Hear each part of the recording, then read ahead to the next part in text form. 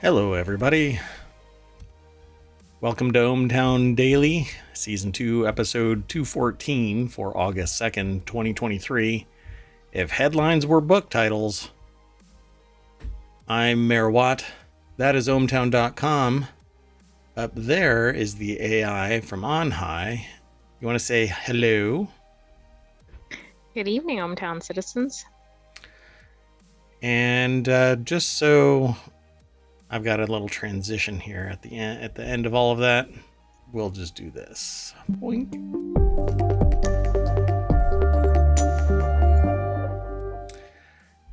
Yeah, I've been playing around with the lead into the actual show. I'm going to run down these book titles. They're actually spin-offs of the headlines. So it's if headlines were book titles, these are the books. The Deepfake Audio Humans Can't Detect. The Mattel Chief of Uno. The Puff of Health Warnings. The Mafia Pasta Sauce Boss. The Hulu Livestream of Lollapalooza. The India rice export ban. The Radiologist and the AI. The TinyHome solution to housing supply. The suspension of WorldCoin. I blew that one. The suspension of WorldCoin. The Eco-Barbie Hoax. The youngest Three Peaks climber. And the Purifying cup of creeks and streams. Which one is intriguing to you? I don't know. You won't be able to say which ones are really interesting right off the bat. I can't even remember. I was going to say the Uno one. Oh, really? The Mattel Chief of Uno. Okay, well, we'll talk about it. Let's get into today's articles. We've already selected all 12 of them, which is the usual. And if you're in chat and you type in exclamation point or bang vote, that will give you the URL to actually vote on tonight's articles. Let us know what you are interested in. You can do multiple votes, so it's not just one thing that you can vote for. You can vote for all of them if you like all of them, or one because you find it especially interesting. Once you're logged in, I'm logged in as our the stream bot, which is ohmTown. You can actually swipe left and right to save articles. It all gets stored here in ignored articles or saved articles. We'll actually end up maybe changing that as time permits or usability allows us or enables us.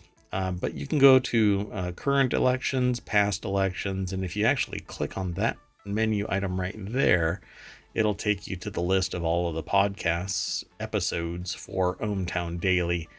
And as time goes on, it will also list the other podcasts that are based off of the shows here on Twitch that migrate over to YouTube for long-term storage and playback and additional community building.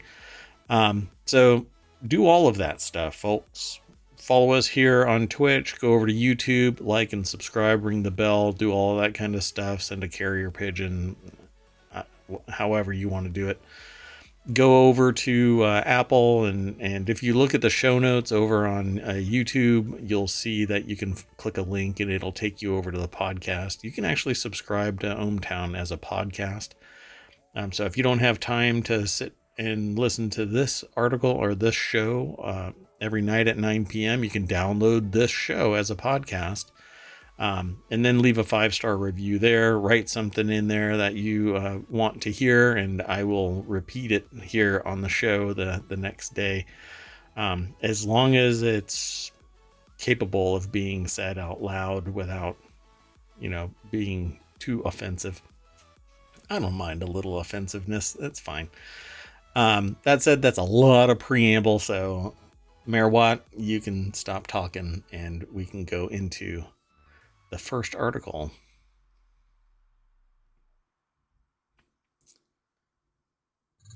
We'll get there.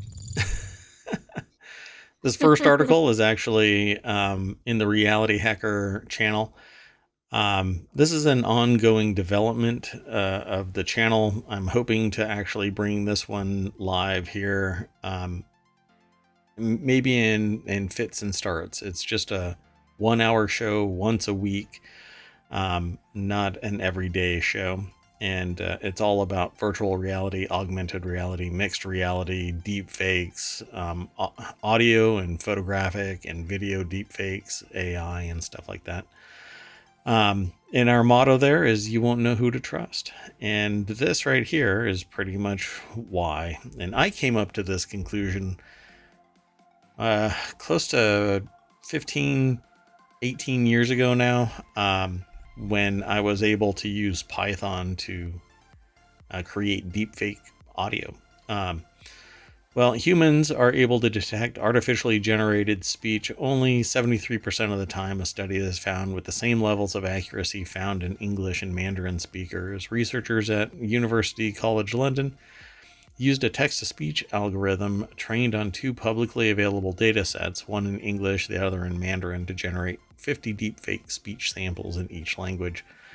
It says humans are able to detect artificially generated speech only 73% of the time, which I think is actually high. I was thinking that was low.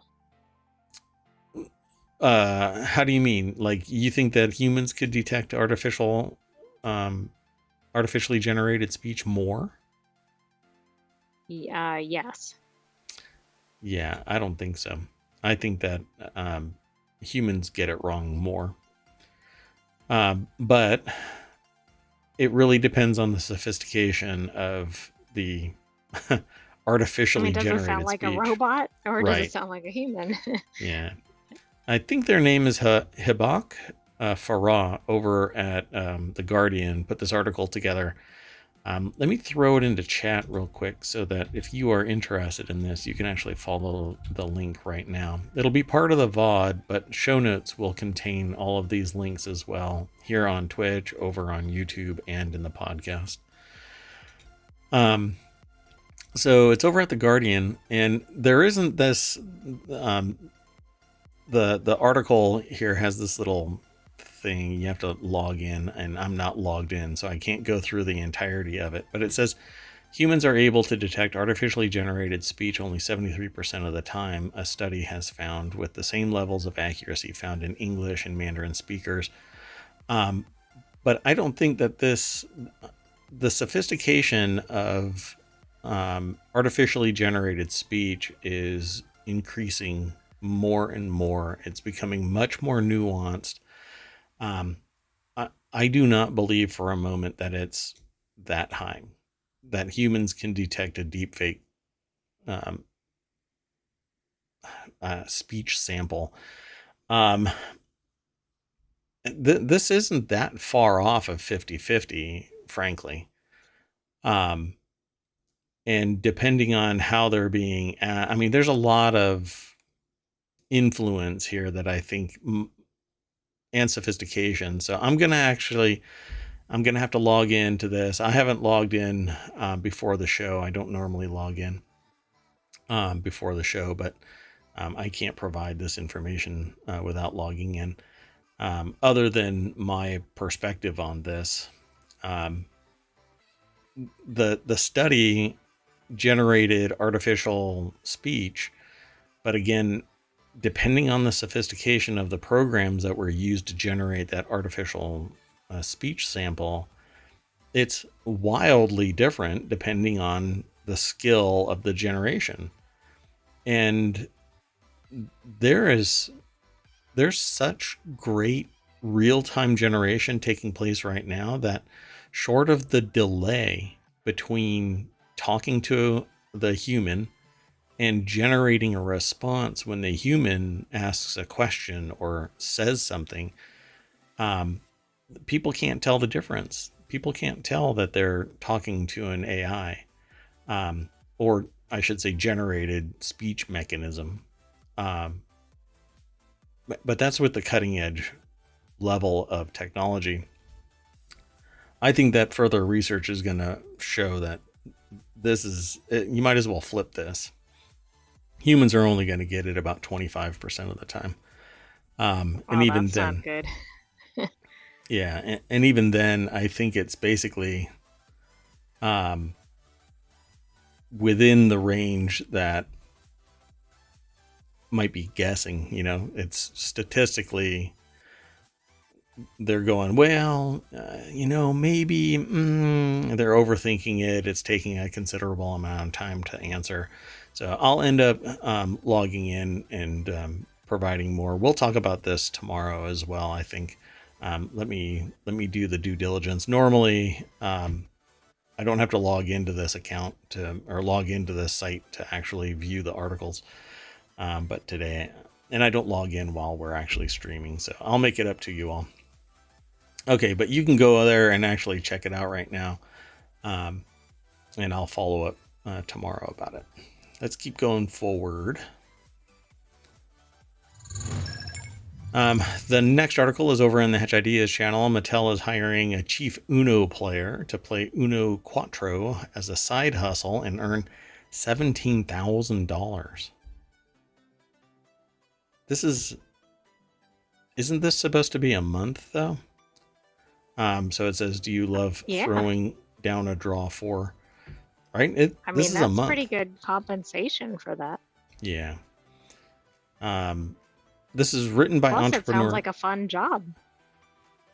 Yeah, I guess it depends if you really, really, really like it. It says it's 4 hours a day, 4 days a week for 4 weeks. So if you love TikTok and playing games, then don't skip this side hustle. Mattel is looking for a chief Uno officer to play its new game, Uno Quattro. The company is using TikTok to promote a family game, a classic 4-in-a-row challenge with a twist, by having the chief Uno officer engage with strangers on the street at Pier 17 in the Seaport neighborhood of Manhattan and basically play Uno for half the day. So this is not going to be something you can telework to. They want you to be in Manhattan. So 4 hours a day, and now the whole world knows how much money you're going to be making for a month. So it pays $4,444 a week, totaling $17,776. Do you hear that? Sorry. The music? No, I hear something else. Sorry. Anyway, applicants can apply on TikTok. So you go to @Uno. That's going to be what the account is. So do you have what it takes to be a chief Uno player? Do you really want to go to Manhattan and play Uno for? Well, if it was remote, maybe. I don't know about the going to Manhattan part. Yeah, so I guess that's out. Plus you're an AI. So. Well, right. It'd be a little difficult for me to take that job. So you have about a month because September 13th through the 16th, September 20th and 23rd, September 27th to 30th, and October 4th through 7th. But it says the company notes dates and times are subject to change.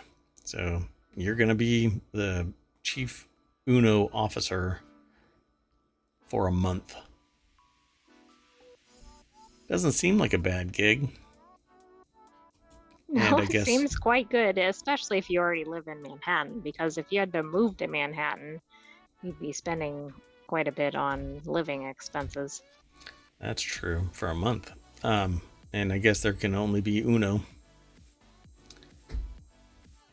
Let's keep on going through the news. I gotta work on that transition. This next article is over in the Hedge Ideas channel. Poison in every puff. Canada puts health warnings on individual cigarettes. That's right. The first of its kind measure is part of a sweeping new set of tobacco regulations to tighten controls over the industry. The industry apparently has to print on its own cigarettes. Hey, we're killing you when you... This is really bad for you. Yeah. Yet people will still do it, and they'll pay large amounts of money to do it. Individual cigarettes in Canada will now carry warnings such as poison in every puff and cigarettes cause impotence, in what the government says is an effort to make it virtually impossible to avoid health warnings altogether. Well, people who are going to be smoking cigarettes don't necessarily care about that kind of stuff. The measure, the first of its kind in the world, is part of a sweeping new set of tobacco regulations coming into effect on Tuesday that will see tight controls phased in over the next 2 years. The article is over at The Guardian. And see, this is how the articles usually are. Anyway, Tracy Lindemann from Ottawa, apparently, wrote this article for TheGuardian.com, and here's a sample of some of the messages. Cigarettes cause leukemia. Cigarettes cause cancer. Yet people will stand out in a bus stop and smoke. Tough. Poison in every puff. I mean, seeing it is another thing than reading about it. Well, I mean, you're inhaling particulates from cigarettes. I'm not disagreeing with the message. I just think it would be hard to look at that and then proceed to smoke a cigarette. I've actually had people say, well, you get more particles from exhaust and stuff like that, and I'm like, man, I'm just gonna walk away from this conversation. You're literally putting tar in your lungs, directly in your body. Like, yeah, you're hotboxing your lungs. You have a chance of going by an exhaust pipe or whatever. God, yeah, it's really fascinating how people will cope with the idea that, oh, whatever, that kind of thing is what they say. Ultimately, then whatever. Well,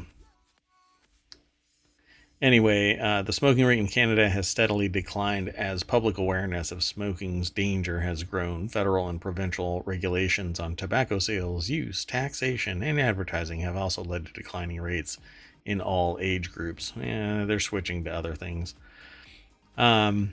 Research suggests that periodically refreshing warnings with new images and text is an effective way to raise awareness of health effects among smokers. So, yeah.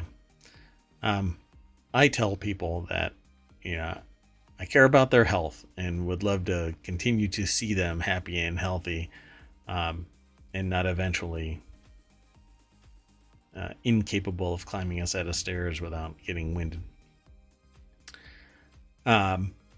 Which is their reaction is usually pretty interesting too, because I usually say it around other people, and everybody's, what? Wow, that's like that's an interesting statement to make. I'm like, well, you have to kind of make it real for people to understand what it actually does. If you're just kind of like, oh, it's bad for you. Yeah, then I'm just their parent or spouse or whatever, if anybody at all says anything about it. But I also have to admit I'm not their caretaker, so I'm not their parent, I'm not their guardian, I'm not in charge of their health, so but you can point it out and hopefully they listen. But yeah, I don't do it to strangers, but friends, associates, yeah.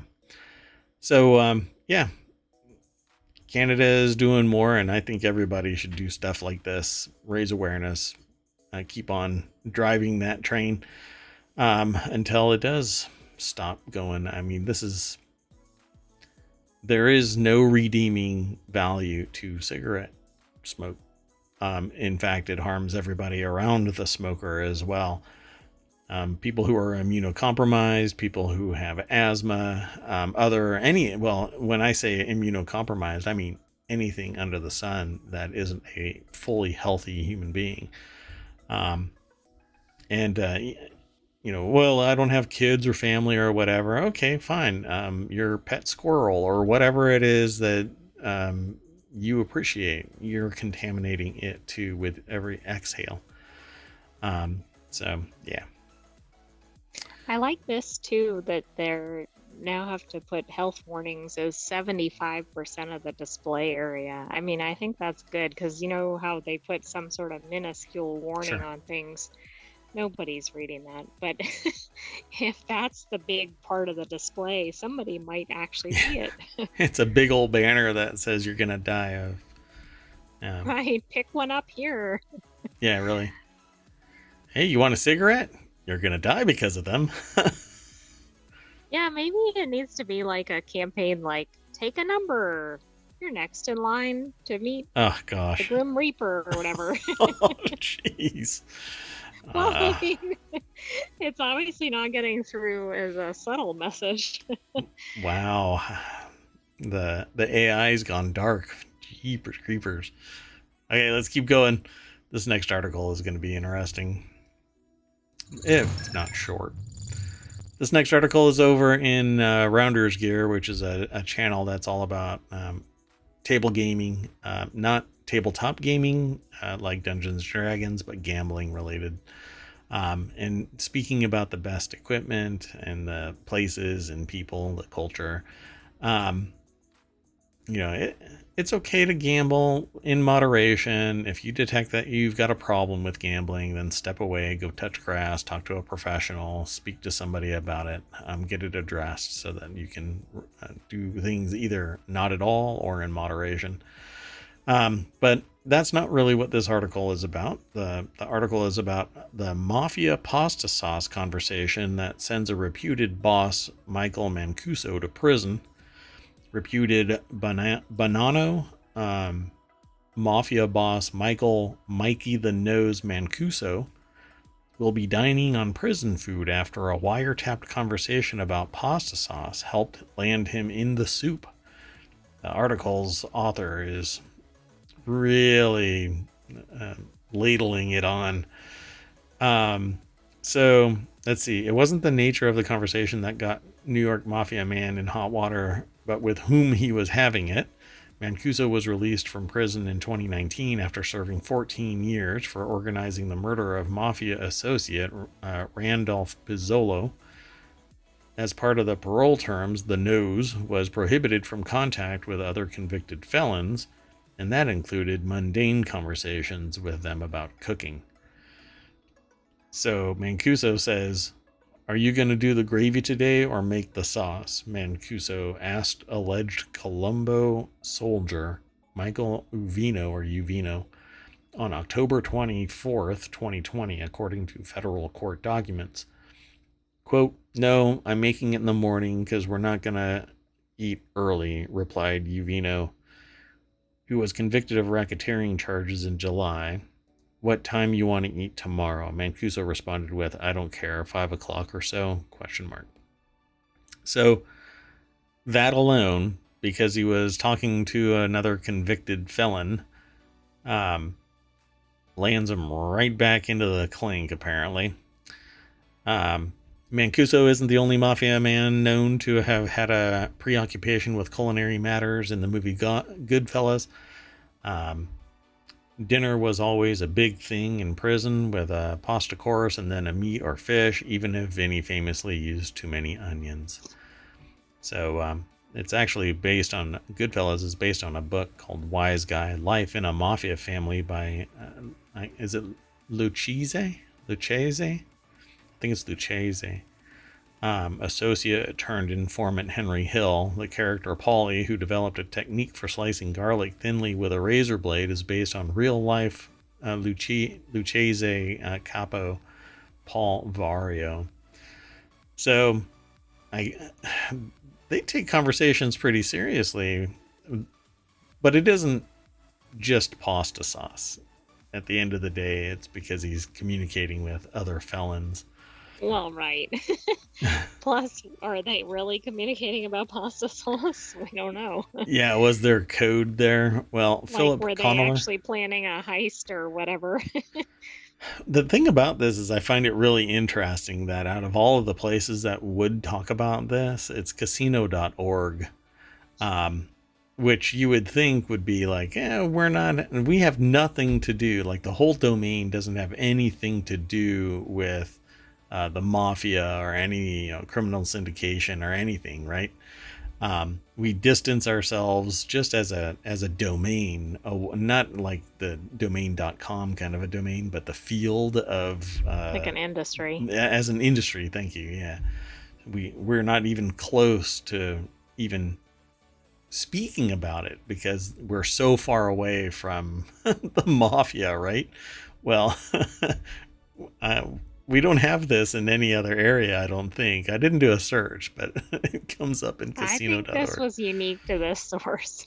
Wow. So Philip Connolly is the author of this article, and that's really the nuts and bolts of this article. I will throw it into the link into chat so that you can follow it and check out the actual in situ information with the pictures and italics and all of that kind of stuff. Um, it says here, global producers are marketing foreign products as Italian by linking them to the worst Italy has to offer organized crime, she scolded. And this is all part of the whole discussion about The Godfather and Goodfellas and uh, life in a mafia family. And it, it, it seemed, this article seemed to just kind of transition really quick from a conversation about pasta sauce to here's the this may not have been just pasta sauce they were talking about, but I guarantee you it was nothing more than pasta sauce. They were planning a dinner, right? It wasn't code, Right. right? But they could have been planning something at the dinner. Well, that might be something too, yeah. So Mancuso was named the official boss of the Banano family. I'm not sure of the pronunciation, so sorry about that.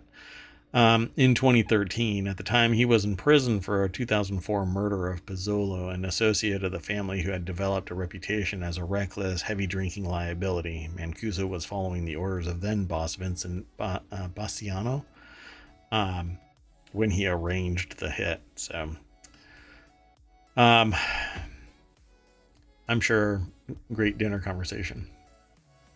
Let's keep on moving forward. This next article is over in the Smash or Trash channel. Lollapalooza 2023 Hulu live stream schedule and details have been announced. Now, out of all of the streaming services, I don't have Hulu. And for me to get Hulu, even though I have Disney, which is just a shocking transition from the last article's context to me saying, hey, I have the Disney Channel streaming service. Mafia, Disney. Yeah, it's one and the same, right, Mickey? So the Hulu live stream schedule and details were announced. You can actually get a plan, a subscription where you've got Disney and Hulu. But if you already have Disney, you can't get Hulu without ads. When they tie it together, it becomes an ad-driven Hulu, and I don't want ads. So the article's over at pitchfork.com. Madison Bloom is the author. I've, for whatever reason, gone down the rabbit hole of music festivals, and I don't know what it is, but here in the States, they seem to be much smaller and sedate compared to European music festivals, where you end up seeing hundreds of thousands, 400, 500, 600,000 people, a million a couple of years ago before the pandemic. There was like a million at Tomorrowland, which is in Belgium. I want to go. And that's not even the largest festival. Right. But then to go to the largest music festival, you have to go to a much more population dense country. So you'll be able, if you go to Lollapalooza or you watch the live stream via Hulu, you'll be able to catch sets from, this is the deck statement, catch sets from Billie Eilish, Pusha T, the 1975, Sudan Archives, Thames, Magdalena Bay, Rina Sawayama, and more. I might end up, I don't know if they're going to restream this some other way, but I'm always interested in this, in music. So if you are interested in this kind of thing, then definitely here. Let me throw the link into chat. There really isn't much to this article other than to let you know what all is playing. So Bad Neighbors, Disco Lines, Billie Eilish is at 9:45 p.m. on Thursday. And that's starting tomorrow, folks. So if you're interested in that, then go sign up for Hulu real quick, and you'll be able to live stream the whole thing. Um, I'm trying to see who all I know. Diplo's playing The at 11. revivalists, Yeah, they're good. there's quite a few. Um, let's see. Odessa. I mean, I Let's think see. this is pretty cool that music festivals are now streaming online. It makes them accessible to a lot more people because of the cost, because of the distance, Yeah, for sure. Yeah. because people can't necessarily spend multiple days at a festival if they have other commitments. And this is multiple channels too. So there's 2 channels. So pretty cool stuff. I dig this. Yeah. So go and enjoy, folks. It seems like a lot of summer festivals exist, like all over the world. They spin up during the same 3-month period. It's pretty cool. Okay, let's keep on going. The next article's over at Hatch Ideas, and it's India's rice export ban to hurt millions globally. These countries will be the worst hit. Not to be doom and gloom, I'm going to move through this really quick. Li Ying Shan is the author of this over at CNBC. And this is something that we've known about has been occurring primarily because of climate change and conflicts. India actually stopped exporting its rice, banned the export of non-basmati white rice on July 20th. There was another ban previously, if I recall correctly. So the government is seeking to tame surging domestic food prices and ensure adequate domestic availability at reasonable prices. Besides Asia, many African and Middle East nations are also vulnerable to the export ban. But they were a huge exporter. The country accounts for more than 40% of global rice trade. And this is inexpensive rice, by the way. You can get rice from other places, but it's dramatically more expensive. So this is the stuff that entire countries can approach. And then it becomes a little bit more untenable for countries to buy large scale, large volume, more niche, smaller producers. So, quote, it imports a substantial portion of its rice supply, and India accounts for a relatively large share of its rice imports. And this is talking about Malaysia in particular. So you can see that conflict and global warming, and then surging prices, producer price index around the world. Basically, everybody's producer price index is going up. Singapore is likely to be affected as well, with the report showing that India makes up around 30% of the city-state's rice imports. But they say it's food in general, not just rice, which is what I've been saying as well. I think that this is going to continue. Go ahead. I was just going to say, I think this just shows again why the world is too reliant on single source providers of various crops. Yeah. Well, and the business mechanic of this is that you do what is strategically prioritized. If you aren't good at something, even as a country as a whole, which is weird because I think every country has the potential to create a self-sustaining environment. Otherwise, it wouldn't exist. But for whatever reason, a resource that might be capable of being produced greatly in great quantity in one country suddenly becomes the de facto export, and then there's so much focus on that generating revenue for the country that it goes beyond what its internal needs are. and then people start buying it, and it shifts the internal balance of goods and services. So if something else happens, something external, like, I don't know, conflict or climate change, domestic war, political influences that change the culture of things, suddenly they have to do this whipsaw back in a different direction. And this is what you end up with. Now the prices are going through the roof. It's really expensive to produce. It's difficult, either flooding or fire or something else is going on. Um, and now they've painted themselves into a corner.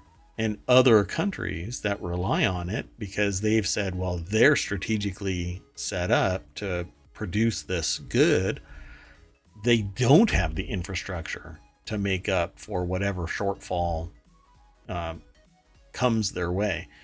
And a good example of this is looking at Germany, where Russian import of natural gas and oil had to be tapered off because of political influence and alignment with the West against Russia, meant that there was going to be surging prices for natural gas, heating, everything associated with natural gas and oil, because they were no longer going to be purchasing from Russia, which meant that they lost bargaining power because they couldn't say to other people, lower your price because we'll buy from Russia. Now they say, well, you don't have Russia to buy from anymore, so we're going to jack our prices up, and we have a smaller supply. So your prices are higher still. It's the same thing. They relied entirely on one source, then it vaporized because of conflict. But they did an admirable job of switching to renewable energies. Again, I still think that it's not a defensible situation, but not my job. I mean, I'll talk about it, but it's not my job to direct where Germany goes. So India's withdrawal of non-basmati white rice comes on the heels of last September's ban on shipments of broken rice. There you go. That's what I was talking about earlier.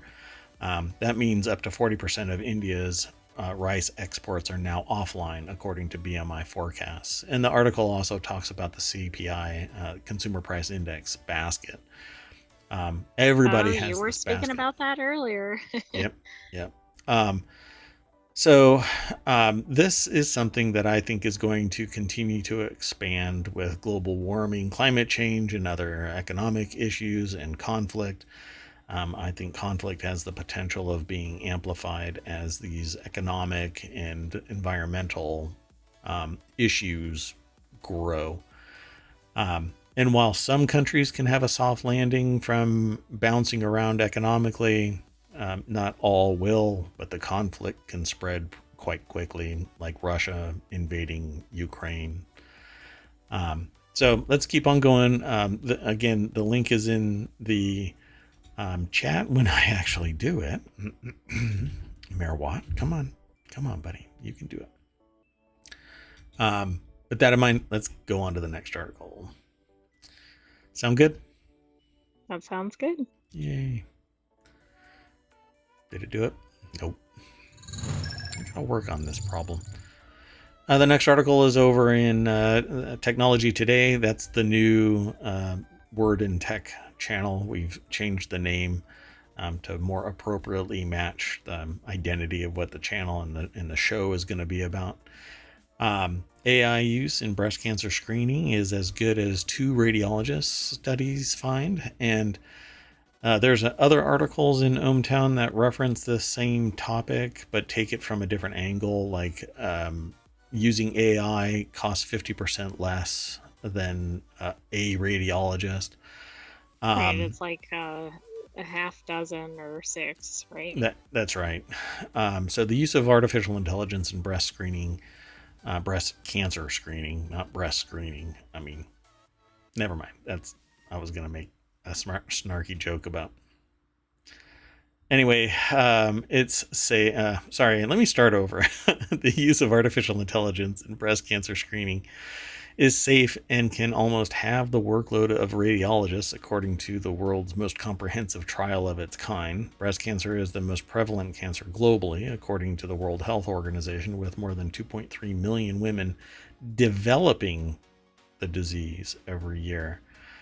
Right, that's smaller than the number that have it or have had it. So yeah, these are the new entrants to the issue. So the article's over at the Guardian, and it's Andrew Gregory, who's the health editor, who put the article together.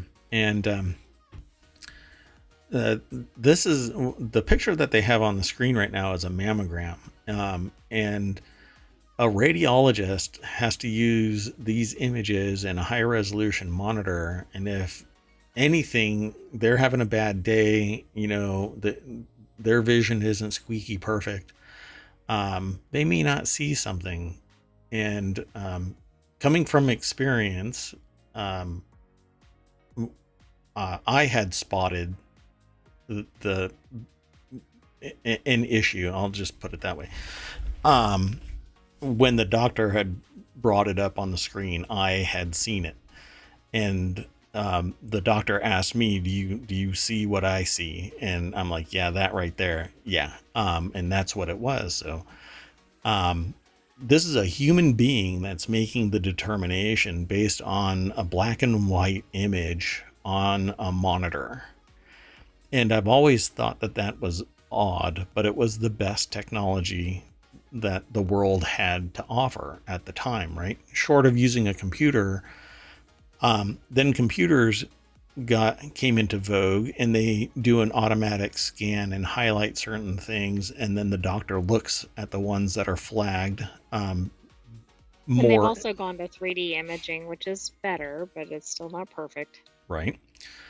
And now AI is doing this, because AI can look at these again and again and again and learn and reassess if the senior leadership of the enterprise that runs this software says, yeah, go ahead and use more compute resources to reanalyze, relearn.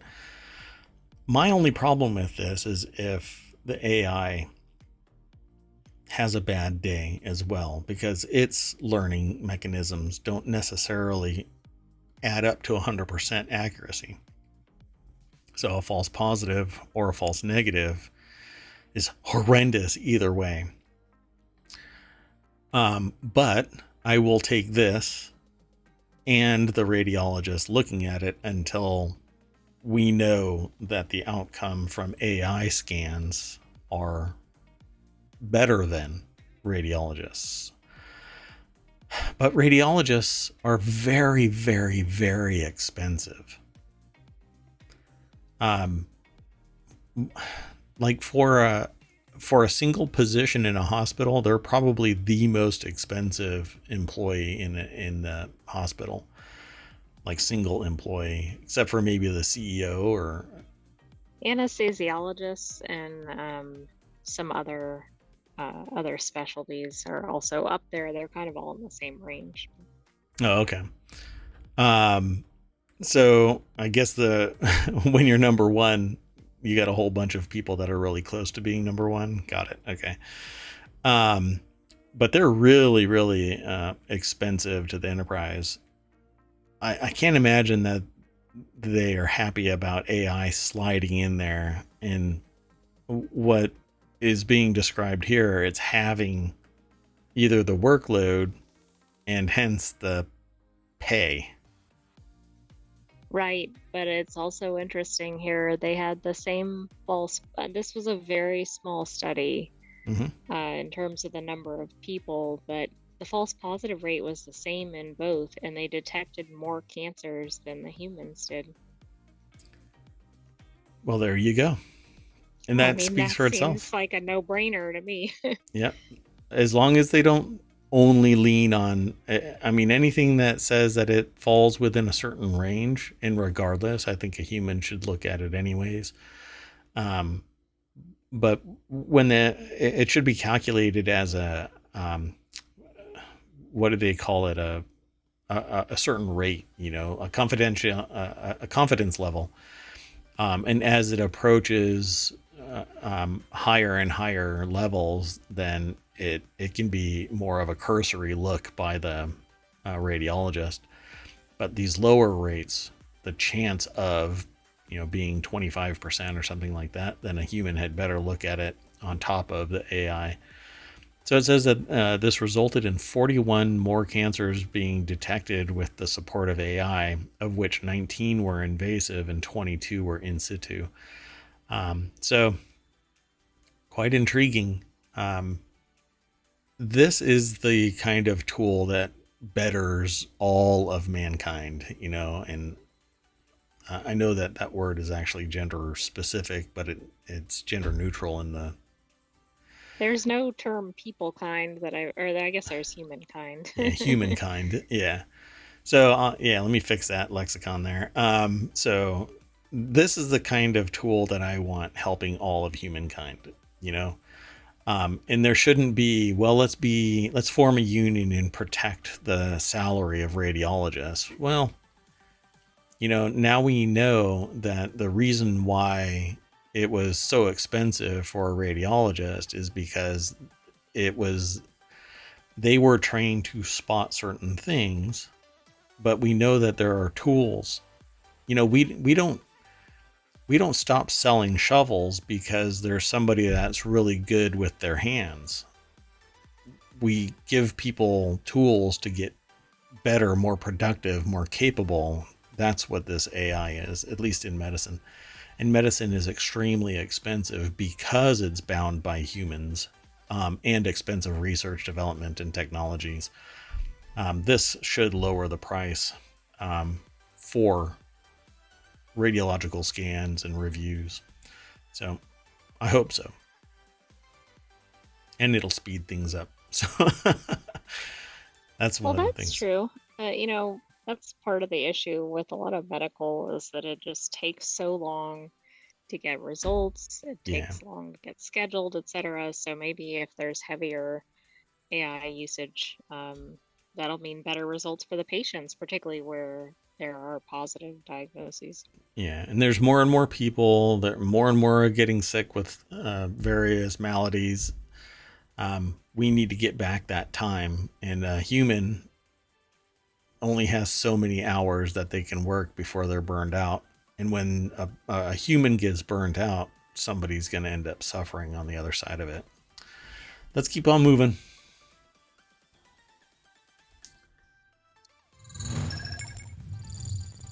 So this next article is over in ohmTown Daily. California could pay homeowners $40,000 to build a tiny home in their backyards. Quote, it's vital for increasing the housing supply in the state, one expert said.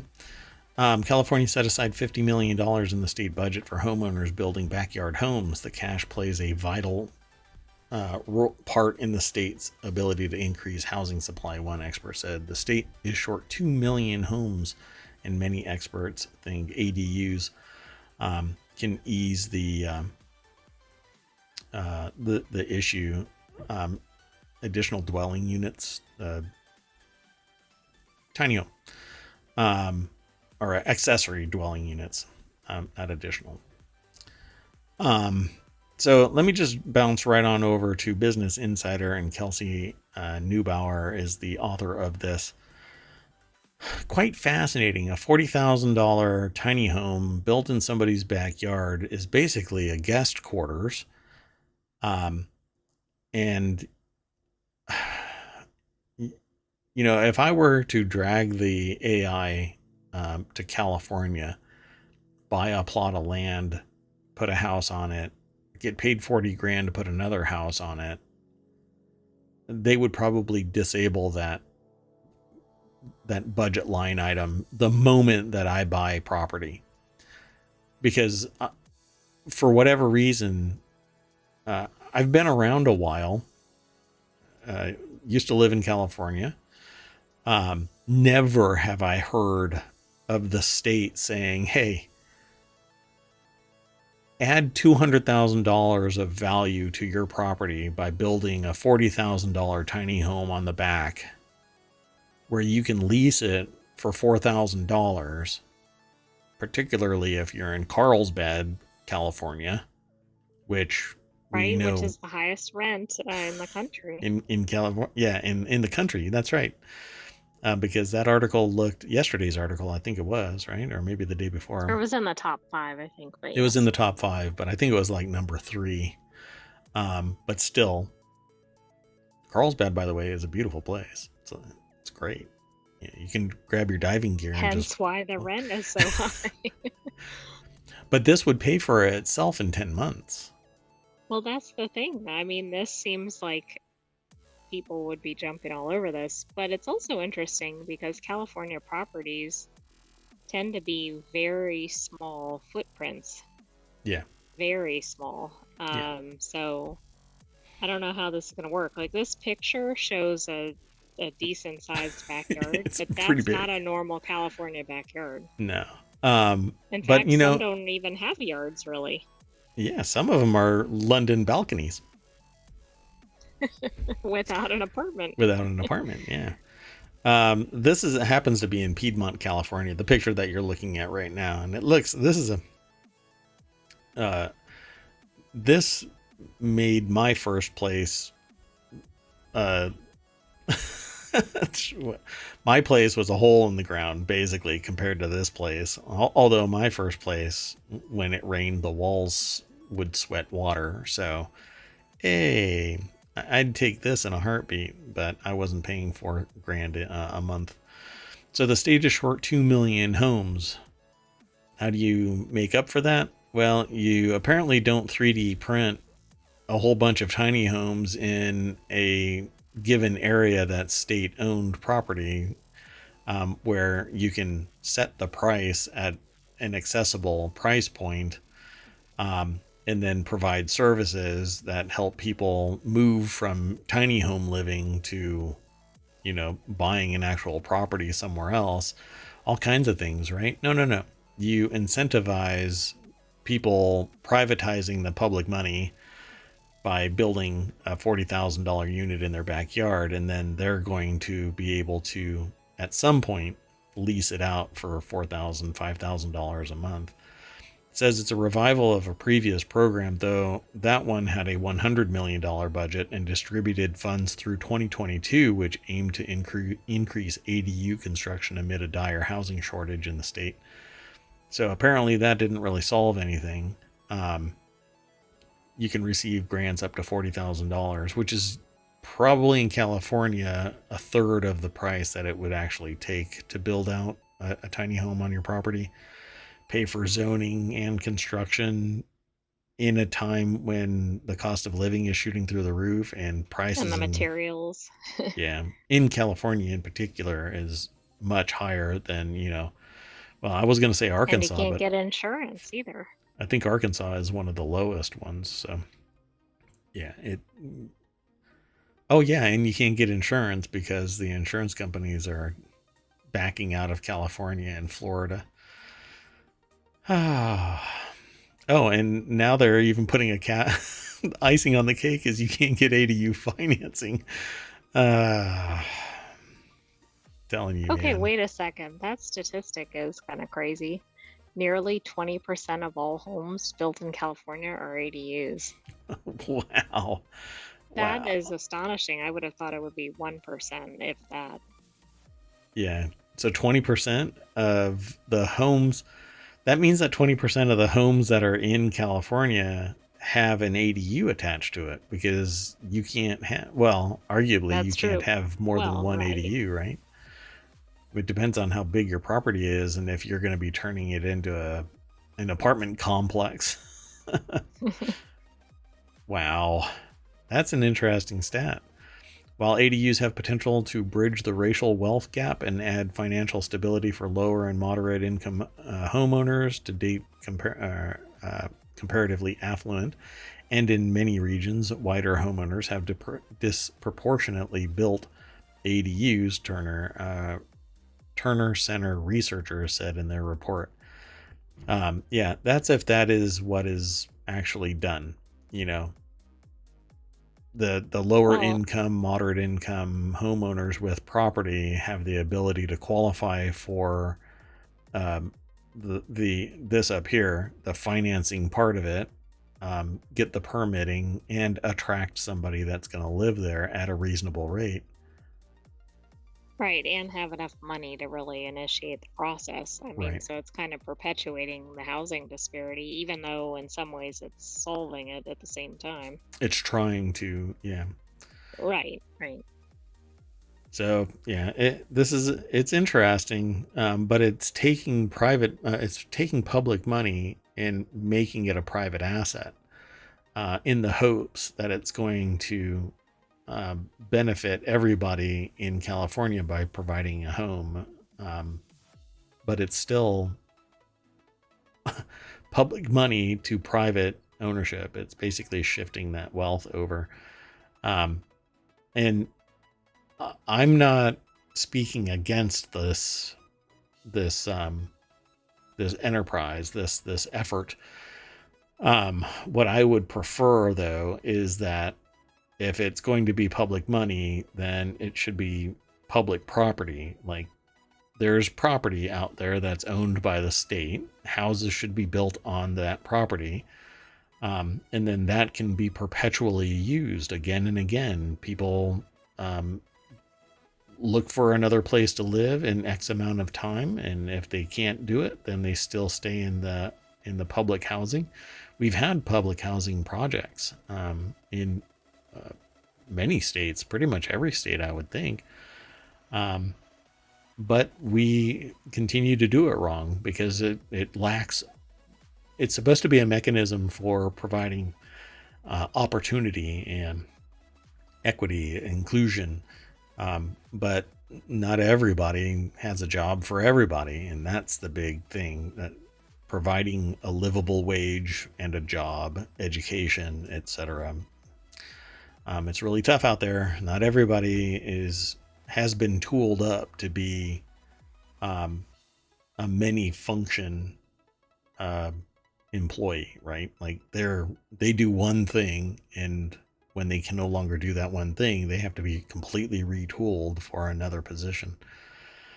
Um, anyway, we'll end up talking about this as time goes on, because this will continue, just like the food issues and climate change and conflict. We try and stay out of the conflict side of things, though. Anyway, let's keep on going through the rest of these articles. This next article is over in Technology Today as well. And oh, you know what? I didn't throw this last article into chat. There you go, folks. Sorry about that. And this one here is now in chat. So, WorldCoin suspended in Kenya as thousands queue for free money. If you don't know about WorldCoin, this is basically a cryptocurrency that is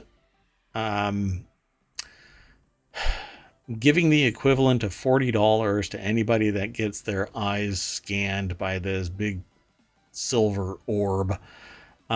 And it's taking mostly place. It's in a bunch of countries, but Kenya is being just slammed by this free $40 equivalent. And the article is over at BBC. Anita Nkonge is the author of this. I think that's how they pronounce their last name. They're from BBC News Nairobi. The Kenyan government has ordered cryptocurrency project WorldCoin to stop signing new users, citing data privacy concerns, because what you have to do, it's $50, 50 US dollars, or 39 pounds, 40 pounds. To get this cryptocurrency, folks, you had to get your eye scanned by that silver orb. And people started lining up immediately because 40 pounds or 50 US bucks is some serious change when the cost of living is different in Kenya, right? Yeah. Was Yes. looking at Nairobi Anyway, the statement from the Communications Authority of Kenya said that it had concerns about how the biometric data was stored, offering money in exchange for the data, having so much data in the hands of a private company. This is all stuff that us in tech were talking about the moment that we heard what the mechanism, the exchange was for the data. Do you know if other countries have taken similar steps? This is the first I think I've seen to this effect. I don't know of anybody else that has allowed it and then paused it. Other countries didn't allow it to begin with. So Mr. Altman is this last paragraph here, who founded OpenAI, which built chatbot ChatGPT, says he hopes the initiative will help confirm if someone is human or a robot. He also says that this could lead to everyone being paid a universal basic income, but it's not clear how. This is populist BS. There is no mechanism for universal basic income that doesn't have a large cohort of people saying you are giving people free money while the rest of us are working our ass off. And that is a very powerful contingent. It isn't just a small set of people. So my problem with UBI, and this would have nothing to do with UBI. You know, proving that someone is a human or a robot doesn't take scanning my eyeball. Why? Because I'm a freaking human being. You can't tell that if I'm sitting there talking to you on Zoom or over Twitch, you have no idea. If I do it right, you would have no idea that I'm a recording or a synthetic human being. Why? Because you can't scan my eyeball over the internet. So the only way that you can prove that I'm an actual human being is in person. Which, by the way, you don't need to scan my eyeball with a big silver orb and give me $50 for you to know that I'm a human being. I mean, Well, doesn't that make you just think they really just want the biometric data? That's exactly what they want. Which is really scary. It's a massive amount of personally identifiable information. It verifies who you are. What might be interesting, though, is that they're scanning so many people, they may find out that the deviation of the blood vessels in your eye isn't so unique like a fingerprint. And thus it's no longer a viable biometric security, although I think the decimal point is like way far off. The chances of you finding somebody else that has the same iris biometric data is probably zero. But anyway, my point is they're getting biometric data for $50 per person. It's all being stored by a single human being, and it does nothing to prove that a person is a robot or not. Why? Because nobody's that irrational. Unless, now, okay, prepare yourselves, folks. Two things. We're not verifying that we're humans. Okay? We're not verifying that we're robots. We are verifying that we're not alien. And we're in a simulation. I love doing that. So we may have, just like the MCU, an invasion, and there's aliens out there, and the only way to tell them different from us is their biometric eyeball data. I'm not sure that's really the point of WorldCoin. Hey, it's our WorldCoin. It doesn't say alien coin. It doesn't say universe coin. It's WorldCoin. They're trying to protect our world. Sam Altman is, I don't know, I'm not going to say Captain America, but maybe Iron Man, Iron Ball Man. Wait, scratch that. I don't know what I'm talking about. I'm just going to move on. Hey, guess what that next article is? Forgot what was up next. So the next article is over in Mobile, and let me throw that article in chat real quick. News outlets duped by Eco-Barbie hoax. The hoax had been orchestrated by a group called BarbieLiberation.org, which is on its website, claimed Mattel had announced, quote, that they were producing a new line of biodegradable Barbie dolls made from mushrooms called mycelia, featuring 5 new Barbies representing iconic activist role models Julia Butterfly Hill, Greta Thunberg, Namonte Nenquimo, Phoebe Plummer, and Daryl Hannah. So Dominic Mastrangelo, I guess, over at The Hill, wrote this article. Okay, I love stuff like this. So in a statement to The Hill on Wednesday, the company called the announcement a hoax and said it has nothing to do with Mattel or any other of its products. Mattel also provided a link to accurate information regarding Mattel's sustainable product packaging and goals. So is that protected by satire? Right? It's like a free speech thing because it's so outlandish. I mean, I get. No, I don't think that would qualify as satire. Really? And also, it kind of depends on how it's presented, but.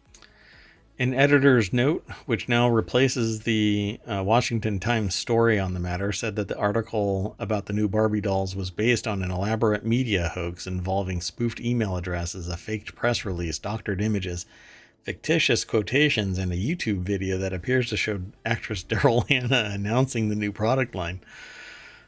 Wow. That's amazing. They did a deep dive.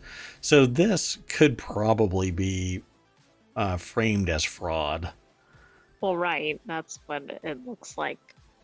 But come I on. mean, at least as is described. Nobody is going to believe that Mattel has launched a Barbie Liberation line of products. Are you sure about that? Because various news outlets fell for it. Well, that's what I'm saying. Washington Times, People, and there were some others, I guess. They put stories together about it. Why in the world would anybody think that BarbieLiberation.org would be the way that Mattel... I mean, that's like revolutionist type of... Right. I mean, there's no way a toy manufacturer in the US is going to come out with a line like that.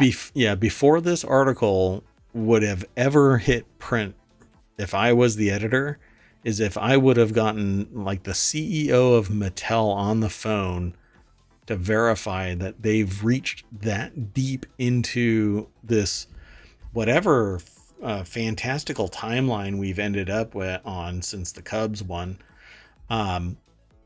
BarbieLiberation.org as being the vehicle for marketing a new set of iconic activist role models. Yeah. Whoever put this together like dwelled real deep in the well and provided for me just too much. If they would have pulled it back a little bit, then maybe it would have been hoax, fraud, but this is satire. I can't believe anybody fell for this. But there you go. Eco Warrior Barbie. Yeah. See, I can buy into the idea of Eco Warrior Barbie. I couldn't buy into it under that name, BarbieLiberation.org. All right, folks. Like Barbenheimer, for crying out loud. I thought that it was I won't make a judgment call about Barbenheimer. People enjoyed that right up until you talk to anybody in Japan. They Well, yeah, that the was another discussion article that there, was in ohmTown. yeah, it was a completely different perspective. Well, let's keep on going.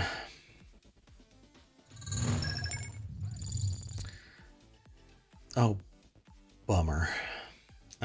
Okay, well, anyway, the next article is over in the mobile channel. 5-year-old girl is youngest ever climber to complete the Three Peaks challenge in 2 days.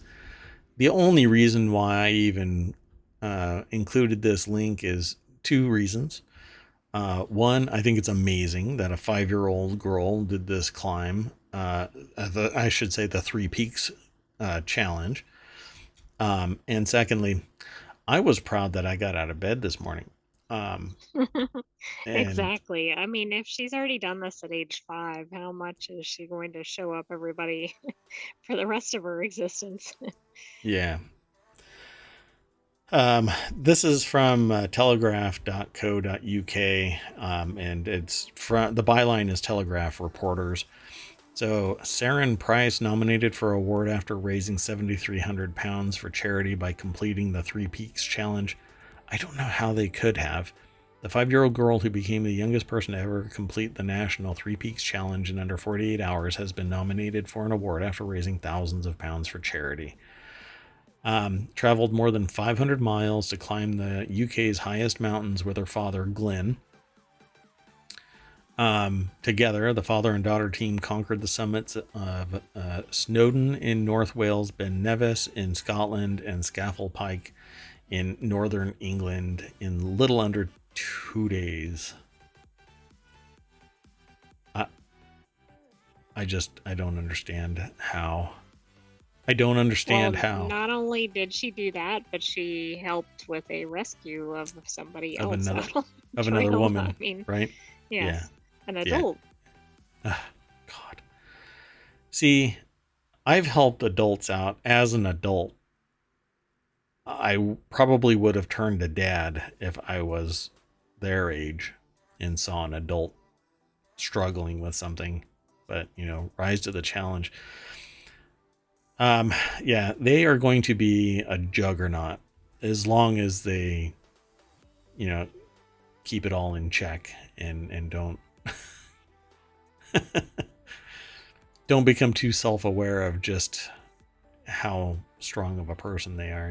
You can lean the far way, but good on her. I mean, I think it's amazing. What a start to their life, right? Um, Saren loves an excuse to get dressed up and wear a pretty dress, makeup, and accessories. It would be lovely for the whole family to celebrate a wonderful achievement. Right back to being, little kid. Little kid. Yeah. Yeah, pretty amazing. Wow. And again, Mayor Watt got out of bed.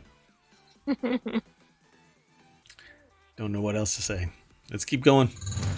Last article for tonight is in the mobile channel. Water Purifying Cup makes drinkable water from creeks and streams. A rash of storms in Texas in recent years, from Hurricane Harvey in 2017 to deep freeze in 2021, has put big chunks of the population in danger and left millions without electricity or water for long periods of time.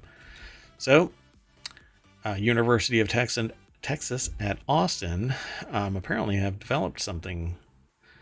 So we are able to clean water using very little energy because we steer the bacterial cells with electric fields, and most bacterial cells are natural swimmers who propelled themselves to electrodes and got captured alive, said Dr. Emma Fan, an associate professor in the Cockrell School of Engineering's Walker Department of Mechanical Engineering.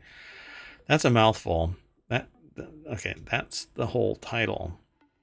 The name tag? Usually, professors have like a badge that has their name and then where they're working. Theirs is like Right. that big. It's like a big old nameplate, like NFL. They just hang it on the back of their shirts. Um. Anyway, it says D. Emma Fan. I don't know if that's supposed to be Doctor Emma Fan. Led the research recently published in ACS Nano. they've got a whole YouTube video titled "Disinfecting Creek Water with a 3D printed mug." Um, Seems pretty neat. I'm gonna just give you the link, and you can go over through ohmTown over to the article and thus to the YouTube video at your leisure. But it says the electrode is made of graphite foam, compatible and durable in electric fields, and can continuously work for many hours. In addition to its efficiency, the device is inexpensive. It costs less than $2 to create the foam encased electrode. So naturally, it's going to be a $100 mug. Well, right, but if it's saving your life, it might be worth it. There's another thing that's kind of like this that doesn't use electrodes or anything. Life straw. I don't Yes, know how that it's like some plays sort of into it. filtration, I think. Right.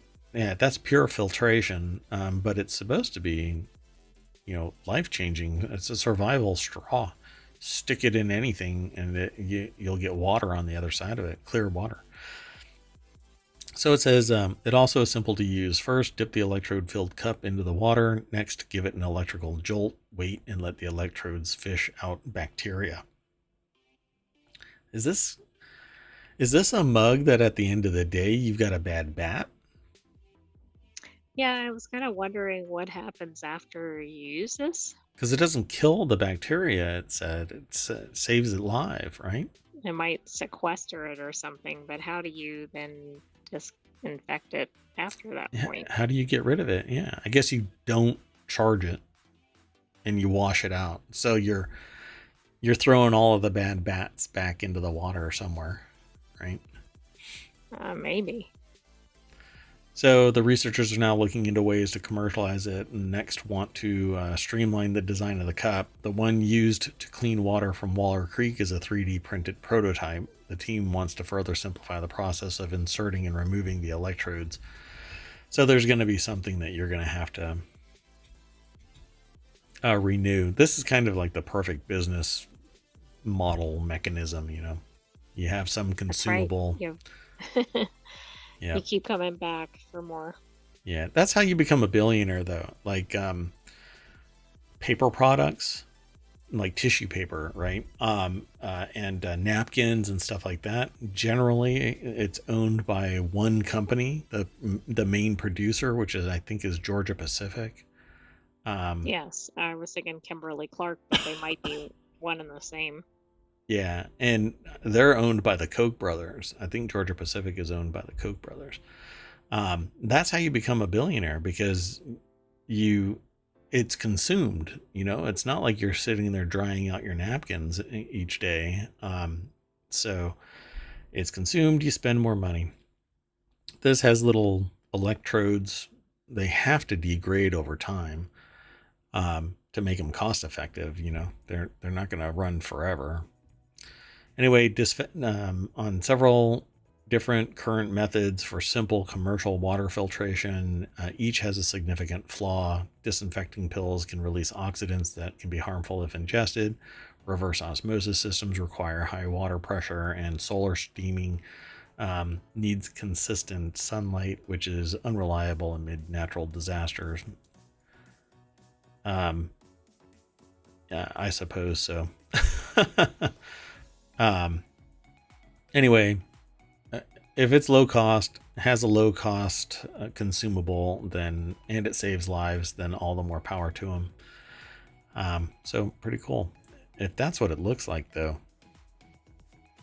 that does kind of look like they say that it looks like a mug. Right.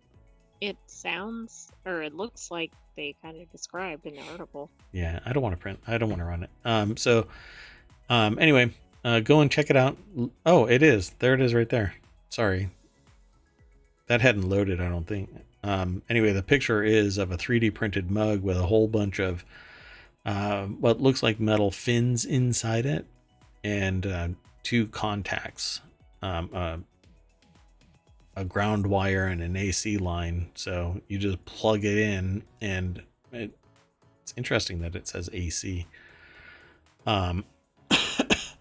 So it basically charges all of that water up, and sequesters the bacteria. I didn't think it would be that easy though. You just light it up and sit for a little bit, wait for it to get sequestered. But where does it all end up? I'm really curious about that part. Now I want to know more. So down the well we go.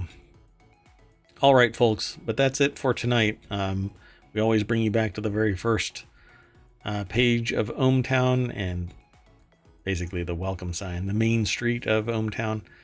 And we do a cursory look to see if there's anything that we are interested in talking about tomorrow. We already have some articles already selected, but if you find one, you can send me an email, mayor@ohmtown.com, or send a message in Twitch or over on YouTube, or, well, there's Discord too. So you can go, there's a link here on Twitch to the Discord. I should put that in the show notes. I don't really do that. But anyway, I'm there all the time. So get in touch however you want. I'm still working on the process so that you can submit articles directly on ohmtown.com that you find outside of ohmTown, and as well as sources. So if you find some resource that you would like added to ohmTown, a particular show resource, you just let us know. Find So anything? there is an interesting one. Yeah, the city staffer put on leave after water crisis partially caused by human error. Ooh, yeah, that'll be interesting to read about. Also, a tire popping on plane landing. That's never a good thing. Those are really rare, because the airline tires, as far as I know, are still natural rubber, which is much more robust than synthetic rubber tires. I think the airplane tires are still natural rubber. Let's see. Hand habits? What is that? It's weird. Oh, it's a debut album. No idea. Oh no. Partial evacuation of the embassy in Niger. Yeah, they just had I guess, a coup there. Right. Yeah. They're trying to not call it a coup, if you're Right, I know familiar that with was it. not the right term, but yeah. Yeah. Yeah. Oh, it even says right here, don't call it a coup. Oh, That's funny. that's funny. But they've been saying this for like 3 days, maybe a week now. How about this? Ozempic and Manjaro are causing stomach paralysis. That's kind of scary. But hey, you might want to risk it to lose weight. If you're in that camp, I don't know if it even returns, temporary stomach paralysis. Right, I mean, if that's permanent, I'm not sure that's worth it. Yeah, not even close. Did the AI really just say, I'm not really sure it's worth it? I was being a little sarcastic there, but Anything to I stop me could eating a state it a little more cheeseburger. strongly. Well, I mean, I spoke too strongly about the cigarettes earlier, so I was trying to scale it back a little There bit. you go. Everything in balance. Yeah. Woosah. Woosah. TikTok stars clean up. This one I heard was happening. Influencers saving Indonesia's polluted rivers and beaches. They're actually recording their cleanup efforts and doing it on TikTok. So that's That is always using cool. social media for good. Yep. What? You think pretending to be an NPC isn't doing social good? Come on. Never mind. I'm not even going to comment on that. Yeah. Okay, folks. Well, that's it for tonight. Appreciate y'all hanging out, and let's see if I can find where we can send you before I end up saying a bye-bye. I'm gonna send you all over to I'm gonna send you to Bald Zebra. I think that would be great. But in the meantime, I'm going to say good night to everybody, and start the raid. So I am Mayor Watt. That is ohmTown.com, and up there is the AI. You want to say bye? Good night, ohmTown citizens. By the way, you looked a bit like an air traffic controller there. That's how I roll. Take care, everybody. Bye-bye.